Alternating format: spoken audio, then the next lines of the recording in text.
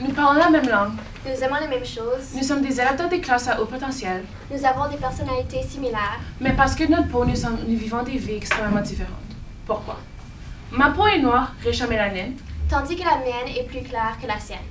Mais dans nos vies, nous avons des problèmes extrêmement différents. Alors, par exemple, c'est parce que nous avons été conditionnés à vivre dans un environnement où la discrimination raciale est différente pour plusieurs. Par exemple, on aime traiter favorablement les gens avec la peau la plus claire que les gens avec la peau la plus foncée. Ce qui veut dire qu'on est victime du colorisme d'un jeune âge. Sachant que les standards de beauté favorisent les gens avec la peau plus claire, ça me frustre qu'on n'en parle pas plus souvent. Les gens aiment dire que les jeunes ne peuvent pas expérimenter le colorisme puisque, à notre âge, nous ne devons pas être familiers avec telle chose. Mais la triste réalité est qu'en tant que jeunes noirs, nous vivons telle chose et voici comment. Alors, tout vient à propos de la base. On se perçoit à propos de notre base. Alors, la base, c'est genre ta famille, tes amis, ton école et ton environnement. Alors, si tu viens d'une famille où les principes sont basés sur des principes coloristes, que le plus clair que tu es, le plus beau que tu vas être, ou le plus clair que tu es, le plus beau que tes enfants vont être, le plus clair que tu es, le plus que tu vas être aimé dans la société, ce sont des choses qui perçoivent la manière dont tu te vois. Même si je suis d'origine ukrainienne et ivoirienne, c'est-à-dire blanc et noir, j'ai des membres de famille généralement plus noirs que moi qui blanchissent leur peau. Et c'est probablement plus commun que vous peut-être le pensez. La compagnie Fair & Lovely, une compagnie connue à l'échelle mondiale, compte plus que 38 millions d'utilisateurs de leurs produits de blanchissement. Et pensez aux parents qui utilisent ces produits en avant de leurs enfants, qui même les encouragent à le faire eux-mêmes. La chose que les gens n'aiment pas savoir, c'est que le colorisme, ce n'est pas seulement dans un aspect familial. Il y a aussi ça à l'école. Alors, une petite histoire, c'est que avant, j'aimais un garçon. Et lorsqu'il a appris que je l'aimais, il a dit que j'étais trop foncée pour lui ou trop noire pour lui. Il disait qu'il aimait seulement les filles blanches, puisque le plus clair que tu es, il m'a dit que le plus clair que tu es, le plus beau que tu vas être dans mes yeux. Alors, c'est quelque chose qui m'avait affectée, ça avait rabaissé mon estime de soi, puisque j'étais comme, ok, mais c'est pas vraiment moi qui a choisi la couleur de ma peau. Mais après, j'en parlais avec mes amis, ils ont dit que, oh non, c'est correct, puisqu'on doit vivre avec ça. Ce sont des difficultés qu'on doit vivre avec à chaque jour de notre vie. Même si on est jeune, on doit toujours vivre avec ça. Alors, ça juste montre que même si tu es jeune, même si tu es vieux, tout le monde peut être victime du colorisme d'un jeune âge.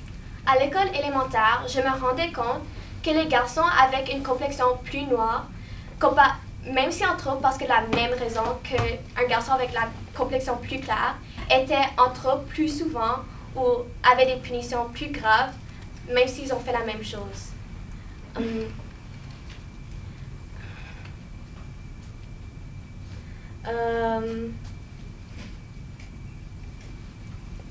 Les réseaux sociaux sont aussi une grande partie du problème. Dans nos vies de tous les jours, les réseaux sociaux impactent beaucoup sur nos vies. Alors oui, les réseaux sociaux sont très hypocrites, puisqu'on a plein de mouvements sur les réseaux sociaux qui aiment promouvoir les peaux noires ou promouvoir les complexions plus foncées. Ils disent, oh oui, comme elle est belle parce qu'elle est plus foncée ou il est beau puisqu'il est plus foncé. Mais en réalité, les compliments que nous avons en ligne ne sont pas même avec les compliments que nous avons en vraie vie. Même des mannequins de grandes marques qui représentent des grandes marques, eux-mêmes ils disent que lorsque tu es plus noir, même si sur les réseaux sociaux, ils nous praisent, mais en réalité, c'est pas vraiment la même chose. Lorsqu'on voit une belle fille sur les réseaux sociaux, qui est plus claire, ou comme les gens aiment dire, light skin, avec un beau corps, avec des millions et des milliers de vues, de commentaires et de pouces bleus sur l'Internet, tout le monde veut les ressembler, tout le monde veut être comme eux, puisque c'est ça qu'est-ce que la société aime. La société prétend dire qu'ils aiment les peaux plus claires comparées aux peaux plus foncées, ce qui affecte l'estime de soi des gens. Et c'est un autre exemple de colorisme qu'on voit dans notre vie de tous les jours, mais qui est un peu camouflé puisque c'est devenu normal dans la société. Dans les grands films, on voit souvent davantage des gens avec la peau plus claire ou des personnes avec la peau blanche. Avec des gens comme Blac Chyna, qui encourage et vend des produits de blanchissement avec son démographique de jeunes, c'est pas une surprise que le colorisme est quand même un gros problème dans notre société. On doit se rendre compte que les petits commentaires qu'on dit, même si on ne sait pas qui c'est coloriste ou même si on ne sait pas que ça peut offenser quelqu'un, mais ça affecte toujours. Disons si je viens et je dis, oh oui, toi t'es beau ou belle pour une personne noire.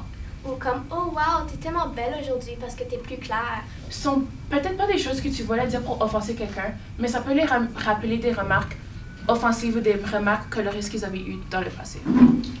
Alors, étant jeune, tout le monde nous vivons des situations déplaisantes.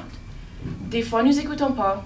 Des fois, nous sommes en colère. Des fois, nous sommes tristes. Des fois, nous sommes en trouble.